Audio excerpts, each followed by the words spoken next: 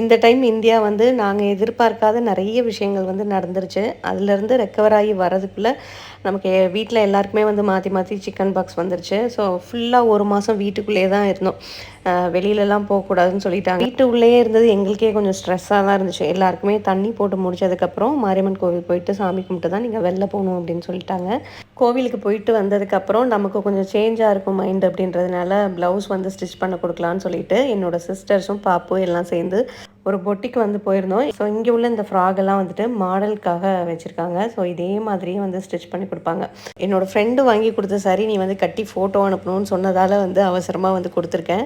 இங்கே வந்துட்டு எல்லா ப்ளவுஸுமே சூப்பராக ஸ்டிச் பண்ணி கொடுப்பாங்க. ஆனால் நம்ம சாரீ வாங்குகிற ப்ரைஸை விட ப்ளவுஸ்க்கு கொடுக்குற ப்ரைஸ் தான் வந்து ஜாஸ்தியாக இருக்க மாதிரி இருக்கும். ப்ளவுஸ் எல்லாம் கொடுத்து முடிச்சுட்டு பாப்பா வந்து மோமோஸ் கேட்டதால் பக்கத்துலேயே உள்ள ஒரு கடையில் போயிட்டு மோமோஸ் எல்லாம் சாப்பிட்டு முடிச்சுட்டு எல்லாருமே வந்து வீட்டுக்கு கிளம்பிட்டோம்.